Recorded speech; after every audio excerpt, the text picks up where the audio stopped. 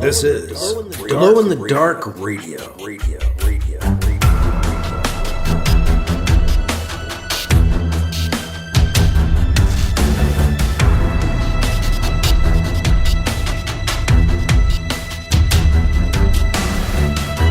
The science fiction podcast with original independent science fiction written and performed by Mike Luoma, with music by Kevin MacLeod. The Vatican Assassin Trilogy and The Adventures of Alibi Jones by Mike Luoma are available in ebook, trade paperback, and audiobook wherever you find your books online. Get links and details at glowinthedarkradio.com.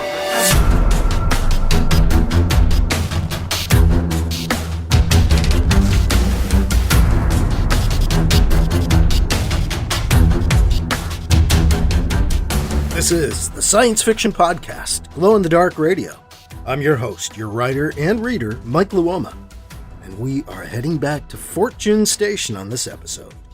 Well, BC is. He has returned to Fortune Station, except now it's surrounded by UTZ ships. Giant, battleships, cruisers, things like that. So, he's not sure what's going on, and they have been under attack too. BC and the little ship he's in have been under UIN attack, so UTZ ships aren't necessarily unwelcome, but he doesn't really know why they're there. So BC and the pilot of his ship, Drex, who is voiced by Paul E. Cooley in a special voice cameo, head on board Fortune Station to find out what's going on in this chapter that's coming up, Chapter 28 of Vatican Assassin, the special 15th anniversary edition with these special voice cameos. And again, it's Paul E. Cooley as Drex on this episode. You can find Paul's work at shadowpublications.com. I'm a huge fan of his Derelict series. I'm looking at it on my shelf as if I could, point it out to you right now. But Derelict Marines, Derelict Tomb, Derelict Destruction, and Derelict Trident. Great audiobooks, and I had to have them on the shelf after listening to them, so I actually have the paperbacks as well. And he's voicing Drex on this episode. So check out his stuff if you enjoy what you're hearing here. Again, it's shadowpublications.com. A reminder, too, for podcast listeners, I do have a special going on at smashwords.com where you can get this trilogy, the new third edition of the Vatican Assassin Trilogy that we're doing this encore presentation of Vatican Assassin for. You can get that ebook of the trilogy for half price, 50% off. It's $250 for this month of for this month of April up until May. May 1st, it goes away. But there's a limited number of opportunities to use this coupon, so take advantage while you can. It is EA48K. Use EA48K at checkout at smashwords.com, and you'll be able to get the Vatican Assassin Trilogy ebook, all 3 books under one cover, for 50% off at Smashwords during the month of April. We'll get into Chapter 28 of Vatican Assassin next on Glow in the Dark Radio. Wake up, go to work. Work. Come home. Eat dinner. Rot your brain out. Go to bed. Lather, rinse, repeat. Are you tired of an old humdrum life? Tired of things that just weigh you down and depress you? Wouldn't you rather just focus on things that are awesome? Tune into Nutty Bites. Find out what's awesome. Nutty Bites. nimlas.org/blog.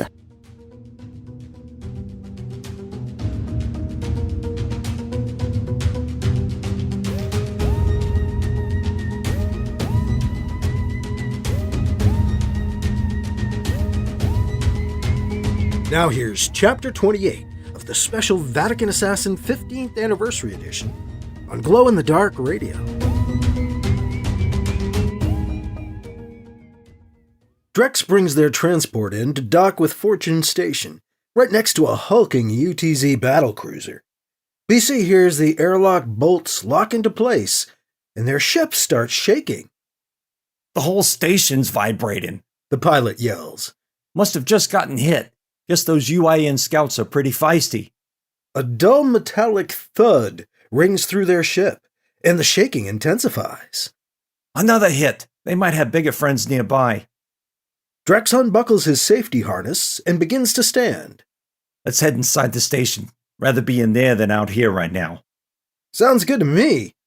BC gets up and heads for the lock behind the pilot. He turns to BC. You said you know these people? Yeah, BC says, but he's no longer sure the people he knows will still be on the station, or even still alive. Drex steps aside and opens his arms, gesturing for BC to go ahead. You go first then, okay? Aw, geesh, way to show some fucking spine, man. Why not? BC agrees. He cycles them through the airlock. They enter Fortune Station and are immediately flanked by 2 UTZ soldiers. Identify yourselves! This is all wrong.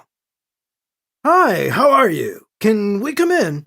There's some bad guys shooting at us out there, BC says, syrupy and sweet. Don't think these guys have a sense of humor.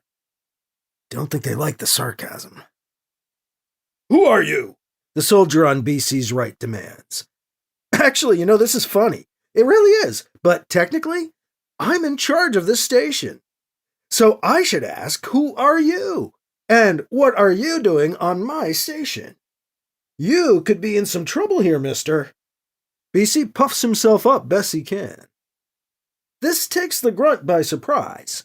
It at least causes him to stop and think his way through the statement in an attempt at comprehension. He abandons the attempt and falls back to his defensive default setting and angry demands. We're with Commander Urdu, 4th Fleet, 3rd Division. We've been here a month and I've never seen you before, father. He talks past BC. Commander! A UTZ fleet commander walks up from the left. Commander Erdru, I presume? What? What's going on here? Who are these clowns? He barks. The soldier points at BC. Sir, this priest says he's in charge here. Asked us what we were doing on his station. What a nerve, sir. Erdru looks him up and down, assesses him. Then he does the same to the pilot. Finally, he looks BC in the eye. You really think this is your station? What, are you this light we heard about, you? He asks in a mocking tone. This one knows about the light. Is that good or bad? I'm thinking bad. BC tries to answer. Actually, I'm the new light. Erdru cuts him off. I don't care. What is your name, both of you? Drex, the pilot says. Bernard Campion, BC answers. Erdru smiles when he hears the name. Campion, I have heard of you, Erdru says. You helped secure this place. One of the Pope's men, am I right? He asks. Jesus, isn't this jarhead familiar with the concept of confidential? Erdru starts as he sees BC's glower and realizes his mistake. Sorry, father. I don't know what you do or who you do it for, but you did a good job here, he says, trying to patch over his first statement. I did? BC asks. Thanks, I guess. Where's Kim? Where are the people who were here? You mean those nutty cultists? We cleared out those squatters just after you secured the place, sent them back to Earth. It was easy, we just moved in and took over. I remember they kept throwing your name at us, saying you promised them they'd be left alone. They had your word, they said. That was a good one. It's funny, I thought at first they were saying champion, until I found out what your name was, who you were. Yeah, I'm obviously no champion. But fuck this asshole. Who gave you your orders? BC demands of Erdru. The UTC Council, who else? With Pope Peter's blessing. How could you not know? Erdru is perplexed. Guess I'm out of the loop. I've been on vacation, BC quips. So the cultists are all gone? Oh yeah, long gone. We've been using the station as a base for a couple weeks. It's really old, though. Nothing works right, and so much of the place smells like incense. Makes me gag. A dull metallic thud rings out, and the station starts shaking again.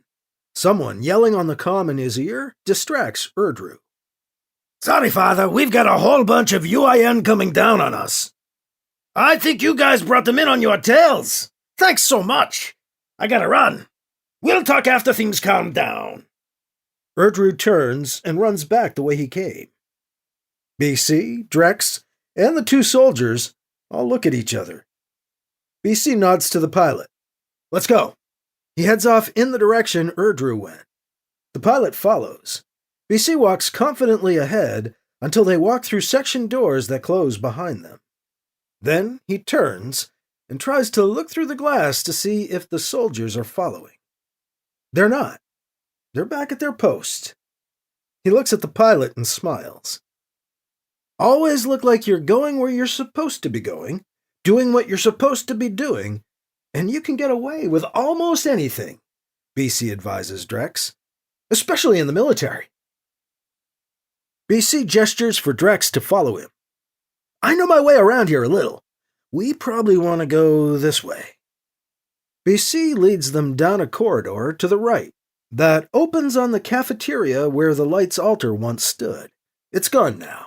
The entire room has been turned into a military command center. Several technicians monitor the equipment that lines the walls of the room. Erdru stands at a center console. Not wanting to deal with him again just yet, BC leaves the cafeteria for a side corridor. The pilot follows him. BC stops Drex. I've got to check on something, BC tells him. I'll be right back. You stay here. Ask around in there for help fixing your ship, BC says, nodding towards the cafeteria. BC starts to go, but the pilot stops him. Hold on a sec, Drex says, and a strong hand closes around BC's upper left arm before he can escape. Drex holds BC in place. Where are you going? I just have to check on something. From before. I'll be right back, I promise. You're my ride home. Speaking of which, just go in there and ask them to help you with repairs. Throw around your boss's name. Maybe it's good for something. Not a bad idea. Okay, just be sure to come meet me back here, he says. BC walks away. Don't you leave without me, he shouts back to Drex. I won't. Why don't I believe he's sincere? BC finds an old comm station off the beaten path. Just what I've been looking for. Gotta see if there's any kind of message left for me from Kim or... There. Kim's face appears, bruised and bloodied on the right side. Hello, Bernard. I'm about to be forced out of here at gunpoint by your UTZ thugs. How nice. Why did you lie? To me, to all of us. Judas did no worse. You are not a light of any kind, but you've always known that. You're a sham. A sham I thought I used, but you used me all along. You used us all. I should have known. Betrayer. You serve no one but yourself, do you? That is so sad. Do you even know how to tell the truth? This is my fault, really. The image goes dark. End of message. Well, fuck me, Kim. I didn't know. I maybe should have known. Should have expected they'd do this. What can I say? Sorry? Boom! A blast hits outside, close by BC's position. He's rocked to the floor by the concussion. Here's the hissing of escaping atmosphere. Don't blow! Not yet. Explosive decompression? Where's the nearest sealable door? Back here. BC finds his way back towards the cafeteria, sealing doors behind him as he goes. He finds the pilot of his transport standing idle in the room, while soldiers scramble and Erdru barks out orders at them. No repairs until after the battle, the pilot tells BC. Not even for Mr. Wentworth, although they did compliment me on the use of a very impressive name. Did they now? Too bad. What now? BC asks. Guess we'll have to write it out, Drex says. We won't get anywhere in my little ship while this is going on. Guess not, BC agrees, reluctantly. Don't know if Old Fortune Station can take much more of a beating. Riding it out may not be an option. Echoing metallic booms get louder and louder. The station shakes with each one. Boom! Boom! Ba-boom! Closer and closer. There's some real firepower coming in on us. Gotta be more than scout ships at this point. And this place has no defenses. Unless these guys installed some since they've been here. Doubtful. Probably just relying on the UTZ cruisers outside. If they're getting past them, there's more out there than a couple of UIN scout ships. Erdrew calls over the comm. BC hears him echoing on the station's comm system and yelling in his ear at the same time. Okay, people, that's it. This place can't take any more. We're bugging out. We'll report to your ships. We're heading out. Erdrew shouts, Let's go. BC and Drex are suddenly in the midst of a swirling sea of scrambling UTZ regulars. Not good, BC says to Drex. The pilot nods in agreement. We should find a ship to adopt, Drex says. If we try to leave in that little transport under this kind of heavy fire, we're dead. It looks like staying here ain't an option anymore either. Anyways, better to get aboard a cruiser or a heavy transport if we can. The pilot looks at BC to see if he agrees with the idea. BC looks around the cafeteria. The techs are packing up and carting off their equipment with surprising speed. The room is already almost empty. He spots two guards leaving through a door nearby. Let's follow them, he says, nodding at the two, and stepping in behind them. Drex falls into step beside BC. They follow the two UTZ guards out of the cafeteria, down the main corridor, through a side corridor, and out an airlock into a troop transport ship. BC and Drex stop once they're inside the ship. Watch the guards continue on their way. Drex looks at BC with new admiration. Hey, that worked. That was good. He whispers to him as the ship's airlock cycles shut behind them. Thanks, I think, BC says. But we're not out of this yet.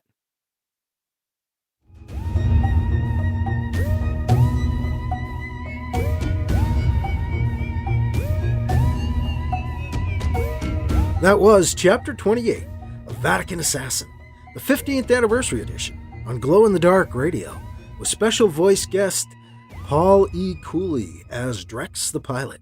And you can find Paul's stuff at shadowpublications.com.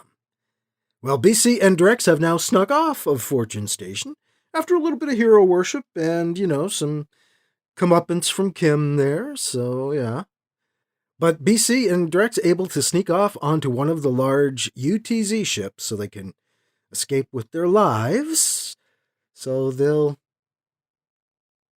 hopefully be brought somewhere they can connect with, transport back to Earth or the moon. We don't know where they're going yet, and neither do they. So we're going to have to find that out on our next episode of Glow in the Dark Radio in Chapter 29 of Vatican Assassin. A reminder, you can get the Vatican Assassin Trilogy, the ebook, for half price this month of April at smashwords.com. Just use the coupon EA48K.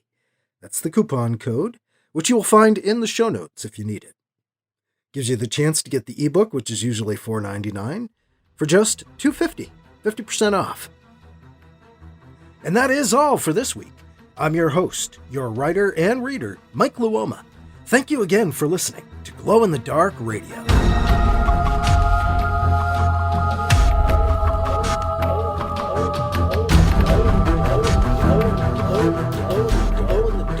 Glow in the Dark Radio.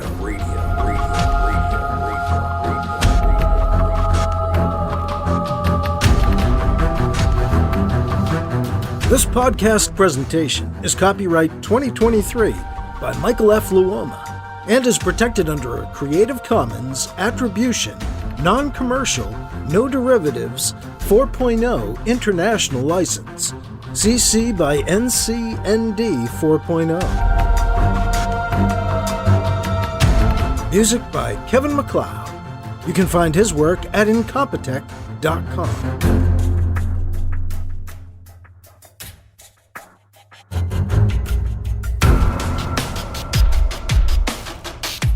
Mike's books are available in ebook, paperback, and audiobook, wherever you find books online.